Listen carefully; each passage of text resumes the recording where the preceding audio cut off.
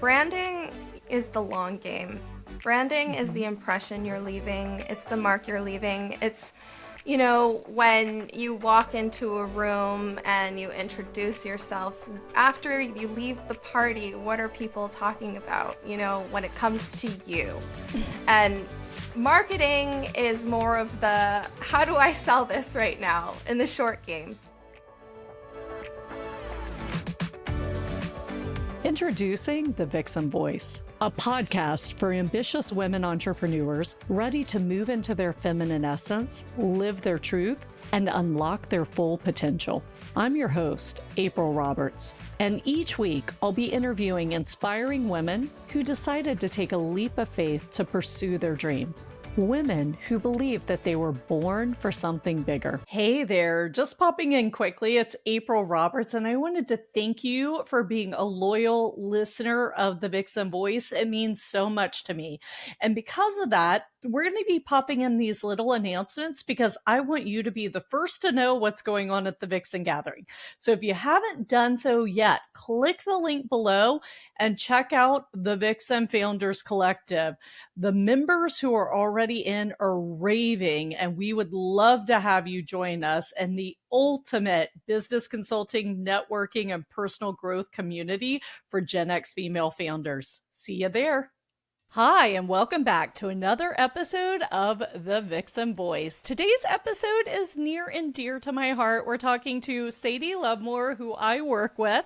And Sadie is a creative at heart. She's dedicated to helping mission-driven brands connect authentically with their audiences. And she's had experience in a number of different fields. And I hope we get today to why she's honed in on branding and why it's important to her.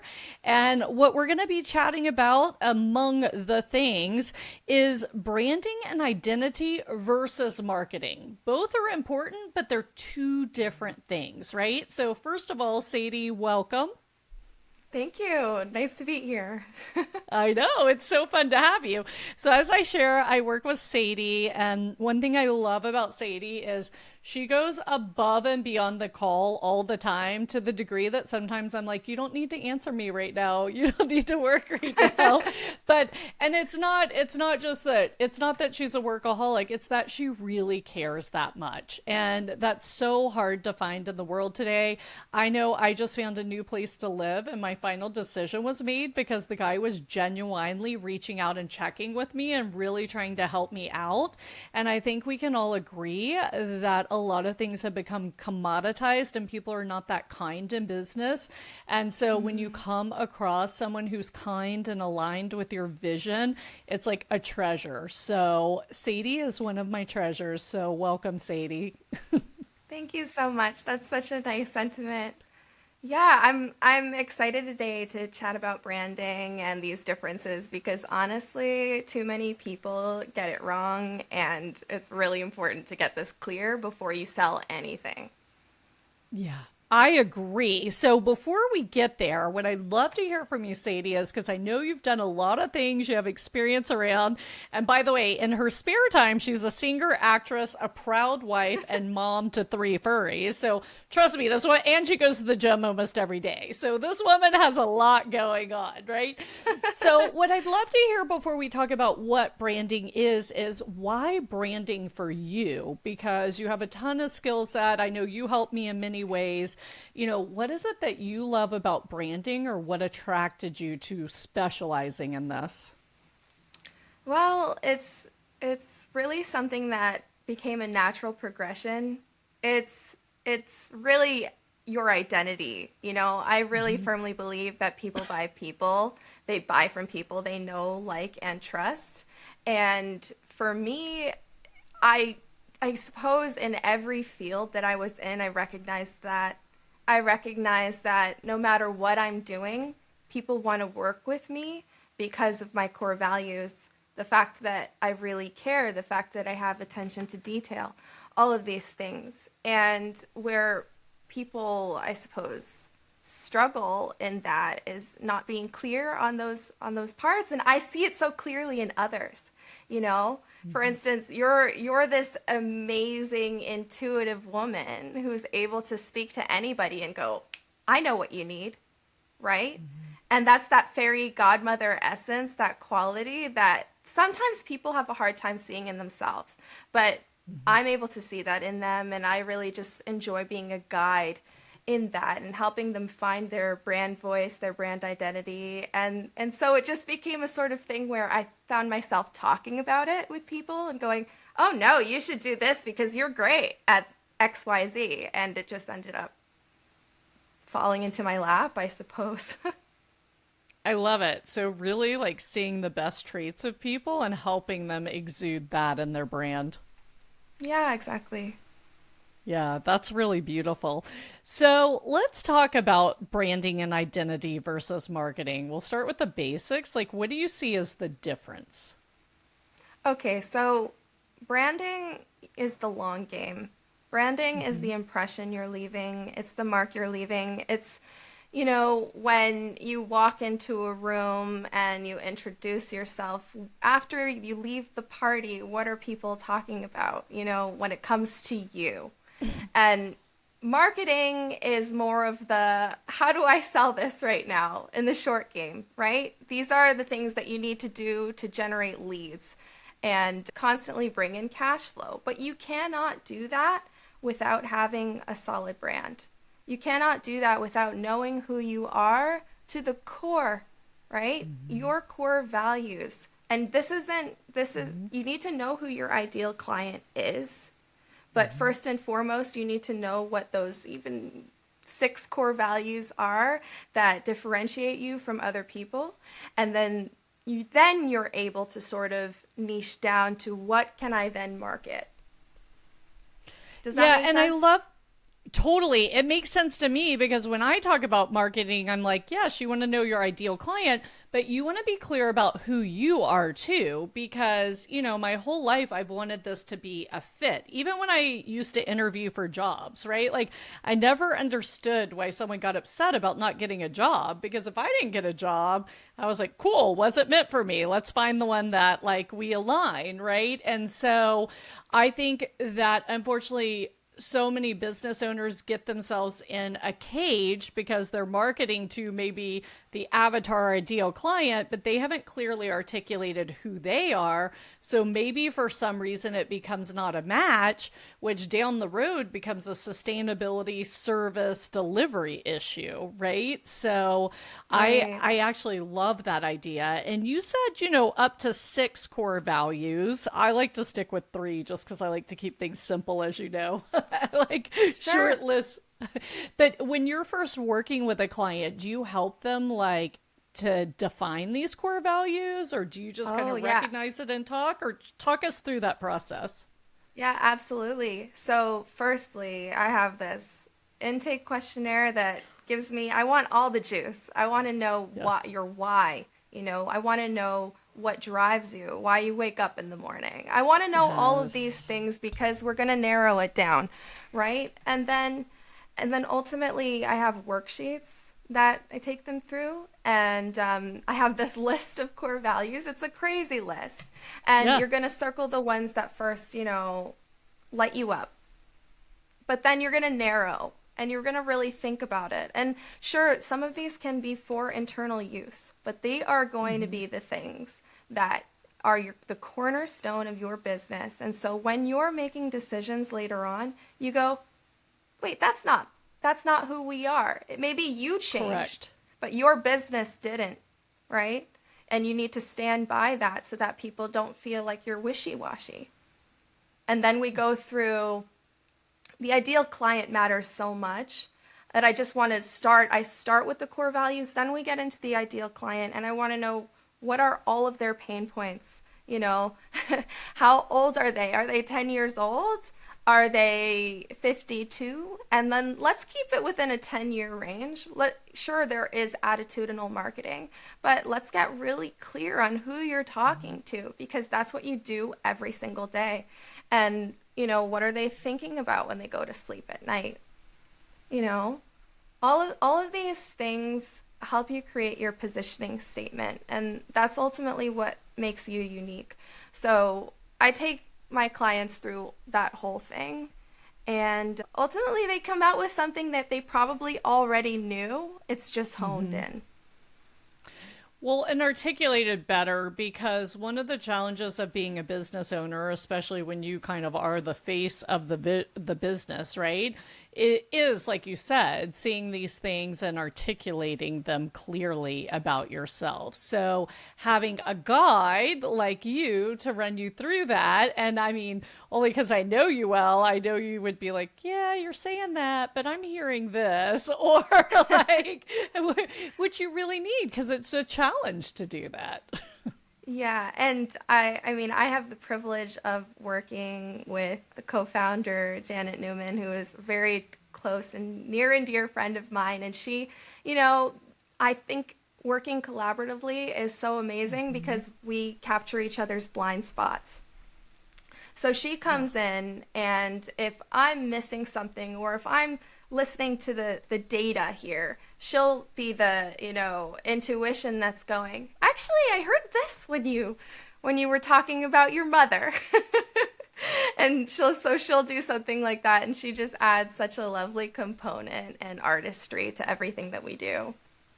Yeah. Oh, that's so beautiful. I love that. I think collaborations are so important, and having someone you trust and that you vibe well with. Awesome. Okay, so I heard we start with an intake questionnaire, worksheets, core values, and then you go to positioning statement from there. And then what's the next step with your clients, or does that lead into the brand? Or the beginning of the brand. I know the brand has developed over time. It's not just the colors and the fonts, etc. So where do you go next with clients? So that's all the homework.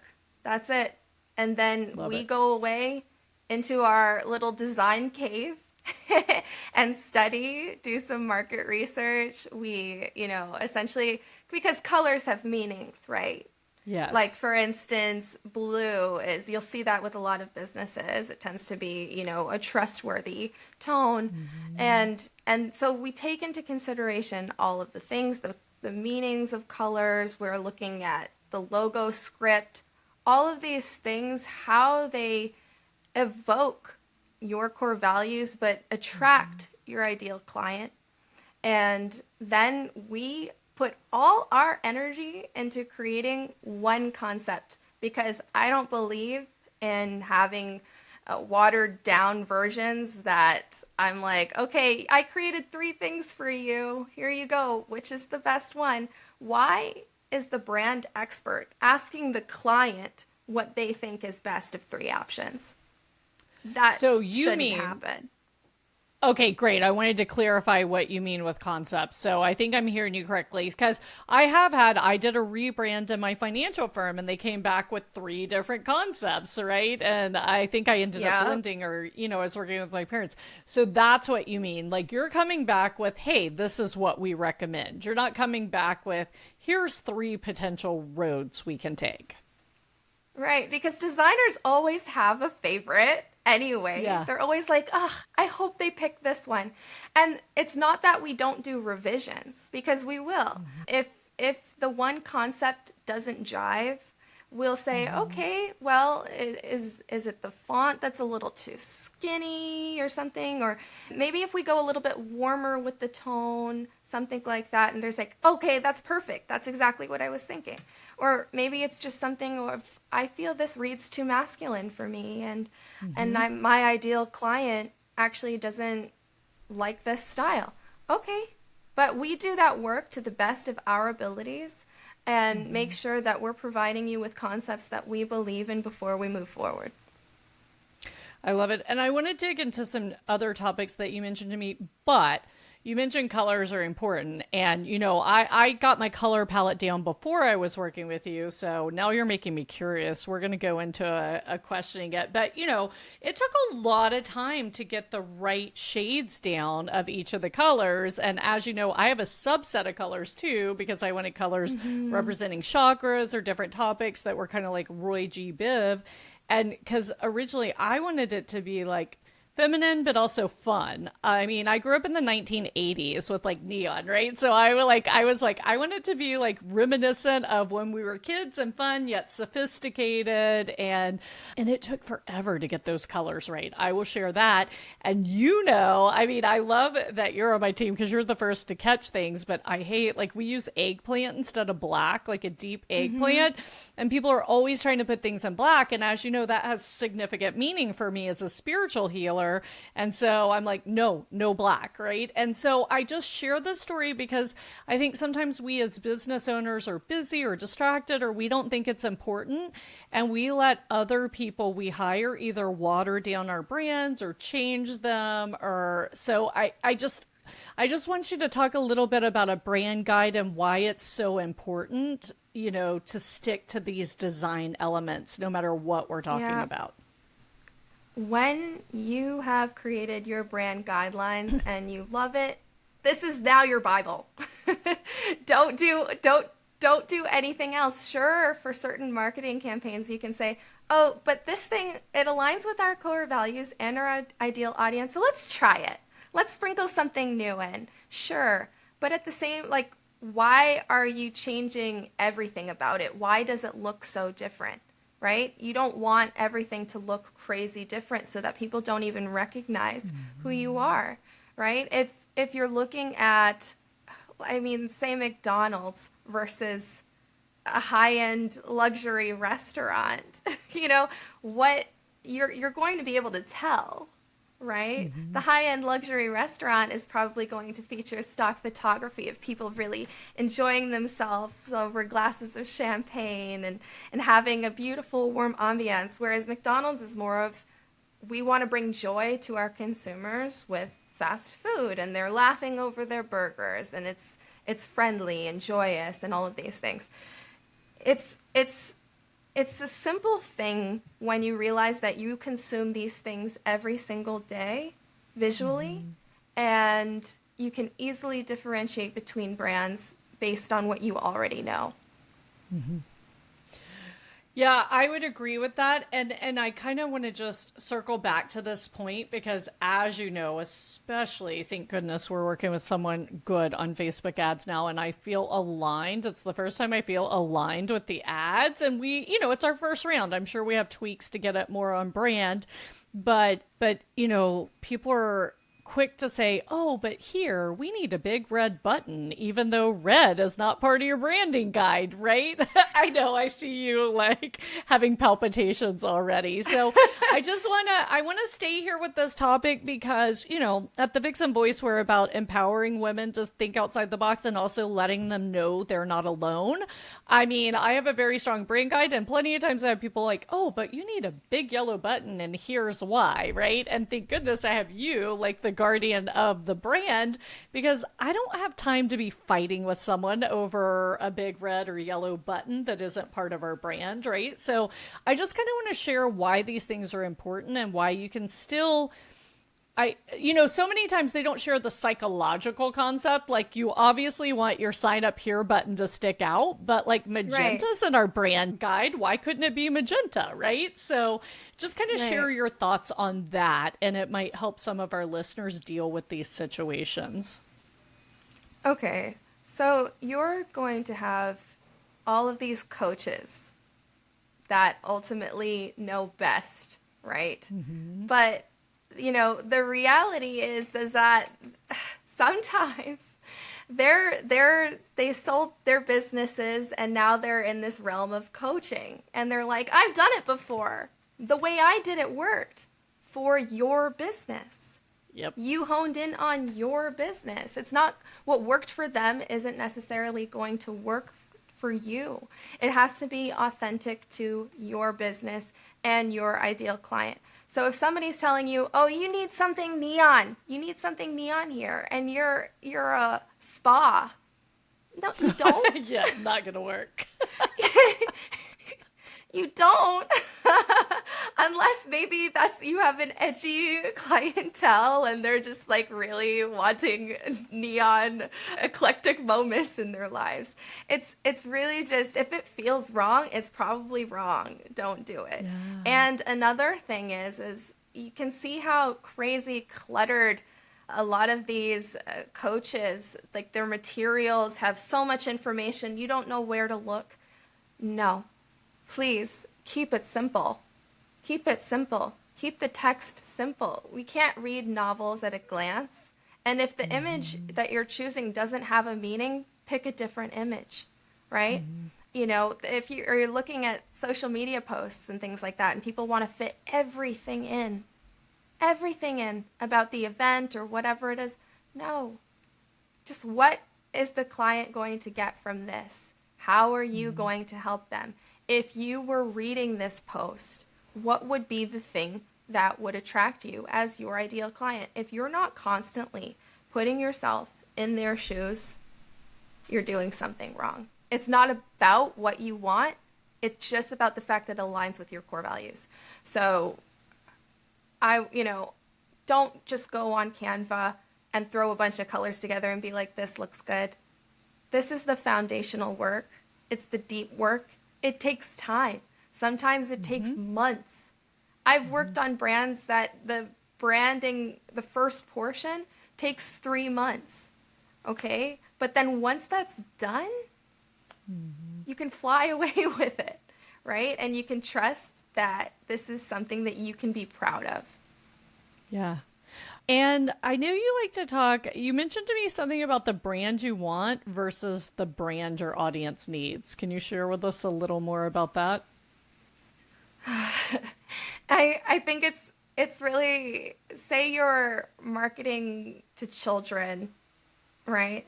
And you're trying to be, edgy, and your main colors are black and red, and it scares the children. Sure, there might be a market for it, but that's so niche. It would be, my children really like horror movies, the children that I would sell to, and they're not, so you really have to think, is my ideal audience, going to resonate with this? And they might not at all, right? And it's really, sure, it's a weird example, but the point is that if you just want colors because you like it, it's your favorite color, your mom wore it all the time, you like it in your closet, that's not a good enough reason to use it in your brand, unless it's a personal brand, because that's a very different thing. And personal brands can evolve over time. Yeah. And any brand can really evolve over time, but you know how personal can sort of... Well, Yep. one thing I just want to inject in is it's always good to think about experiences you've had on the other side, right? So I used to do this with anytime we talk about sales, either coaching on sales or I had a sales team at my firm, I was in sales, and I'd always be like, okay, I want you to reflect on somewhere you love to go buy things and why, and where do you like cringe when you have to go in there and why, right? Like, what's the experience? Like, think of a positive experience and a negative. And it's the same with brands. I can share that, I'll keep this generic, so not to point anyone out, but in the aesthetics world, I had visited with someone who was under a larger brand umbrella, and like, she was amazing and great and kind, and I really enjoyed. And then she moved out and got her own place. And then when I looked up the website the other day to book, it like scared me. It literally scared me. And I was like, I don't think I fit in at this place. So I'm no longer using her services because I went on her website and I was like, yeah, I don't think I would like feel comfortable there, right? Which is fine. Maybe I'm not her ideal audience, and that's okay too, but it's so crazy because I had a great experience when she was under this other brand, and now that she's out, I'm like, yeah, not going. I mean, it was that bad that I was like, yeah, not booking this appointment. I won't feel comfortable going. And you really are at risk of doing that with clients. And sometimes you might be okay with it because you're like, I only want to work in this tunnel vision. This is going to attract the person I want. And cool, that's great. But, I think if we all think about it, I mean, it's like the way I used to, and for better or worse, I have way too much wine now because people kept gifting it to me. So I have like hundreds of bottles, 100 plus. So I don't buy wine anymore. I just grab it when I'm going to someone's house. But I used to go and I liked old world wine. So the simpler the label, it told me okay, this is going to be a good wine. I didn't like all the fancy, artsy new labels of wine. So, I mean, I Right. guess the thing is just think of your interaction with branding and how it makes helps you make decisions so that when you get on the other side, of the table and you're creating your brand, you can be more intentional with that. Right. And just to go off of that statement, sometimes I am the person in the liquor store drawn to the artsy cover because I'm like, I Right. could put flowers in this later. And I don't really care what I'm drinking. So it's just a little bit different, right? And that's their target audience might Mm-hmm. be a creative, free-spirited person that really doesn't care so much about the taste and just Uh-huh. wants a something pretty to look at. Okay, you got me. Yep. And it's really that simple. Yeah. And that's why, like you said, every day we have interactions with brands that we react to emotionally and make a decision. And so, like you said, going back to like really knowing that ideal client and then staying in the boundaries of your core values. Like, I don't know. I don't know why I love the analogy of bumper bowling, but I'm like, okay, the lane is like your ideal client. You put the bumpers in with your core values, right? You're not going to violate your core Mm-hmm. values to get a client. But like where these two things intersect, it's really beautiful. Right. And but if that being said, if Hmm. the data is showing you while you're split testing things Yep. that, oh, you know what? My ideal clients actually ended up clicking this one. And I didn't Hmm. necessarily think that was going to work. And then, okay, team huddle, get together, change the brand guidelines, and then operate cohesively. Yeah. Don't just go changing things right and left because then it just gets muddied. And, these things need to be really streamlined. Yeah. So I have a question for you because as you know, when we hire third parties, we fill out the questionnaires, we give them the brand guide, like you're really great at helping me give them everything they need, and like they don't always want to go by it. So, if someone doesn't have a brand guardian like you, can you give some tips or maybe ways of handling that situation where you get that third party back in line? Or on This brand. is Yeah, this is a problem that really comes down to the business you're working, and if they're already from the outside giving you something that doesn't align, I would seriously question working with Yep. them moving, forward simply because if they're the person that, you're talking to on the calls, it likely means that they're outsourcing, and then they're outsourcing to such a degree that they didn't even take the time to make sure that the product aligned with your brand guidelines. So, unfortunately, a lot of marketing agencies and it's fine, hire out, hire overseas. Fine. Like I understand it. But then have somebody on your team looking at the product before they supply it to you, right? Because so if you're getting something from, a third party that it doesn't align with your brand guidelines and you provided all of these details, that's a lack of respect and a lack of integrity. And sure, I mean, if it's one color's off, it could be an oversight. But if it doesn't align at all, it's like, okay, no, I'm out of here. Like it's you did all this work, you put your heart and soul into your business, and they didn't even look. Yeah. And don't waste your time, money, and energy trying to make it work when it's obvious. Yeah, right? I mean, everybody wants to give people chances because that's Mm-hmm. who we are. We're empathetic Mm-hmm. beings. We understand that things can go wrong. We know. But if there's something in your gut, especially as a woman, Mm-hmm. where you're going, oh, this feels right wrong. Like if you're lying in your bed at night and you're like, oh, I didn't like it at all. I hated it. if you don't have the comfortability to say to that person that I hated it and just run. I agree. I just agree. just run. And look, it happens to all of us. I want to share a funny story. You know this, but I was having a download meeting with an outsourced team for something, and someone else we work with was on the call, and it happened that I was in the car with my mom having this call because it was a busy day. I had to take her to a doctor's appointment, and so my mom's listening, and my mom keeps trying to talk to me the whole time. I'm like, okay, like I'm on this call, and then I got off, and she was like, they basically told you it's your fault that the Facebook ads didn't work. Didn't you hire them to do this? Like, that was my mom's first concept, and I was like, yeah, I kind of felt that way too. But like, I like to say, like, people like to say, what would Jesus say? What would your mom say? Like, your mom's the first one to be like, hey, something's not right here. Or think about that real person that sticks with you. And like you said, if you're in bed at night thinking, I hate this, or if you have an interaction with someone that feels icky, that can happen too. Sometimes you're not aligned in the way that you present yourself or process work, etc. It's not always the creative work, but like, we're not here to be miserable. We're in business to create our dream life, right? So like, Right. think about the full experience. Yeah, and you know what? Sometimes it isn't the marketing team's fault. Yeah. Sometimes, sometimes things were muddied from the beginning and things were unclear.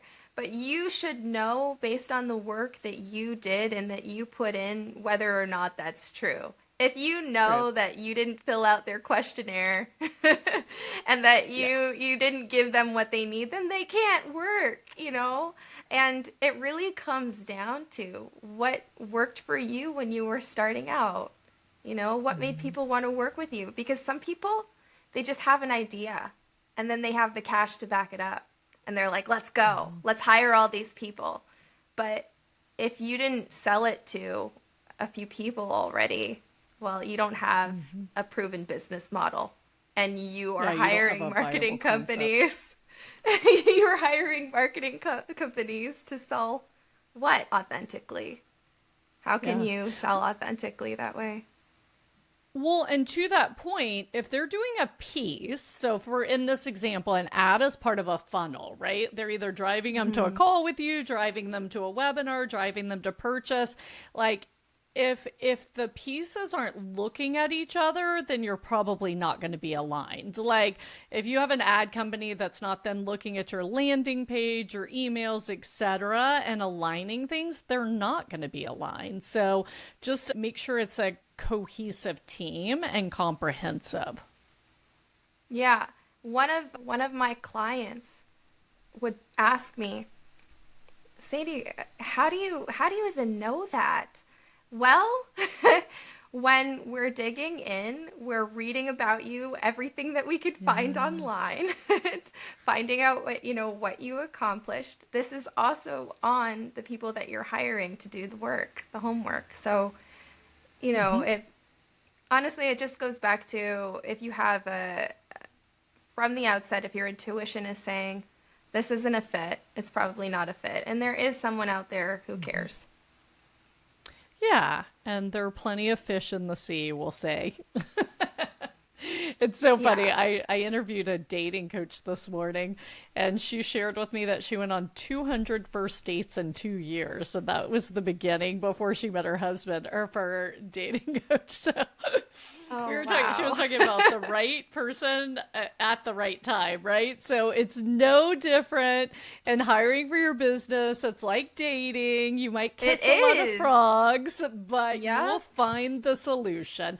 And the episode before this, we were chatting about productivity and setting goals and talking about the importance of 90-day goals, because sometimes you have to pivot. Something's not working, right?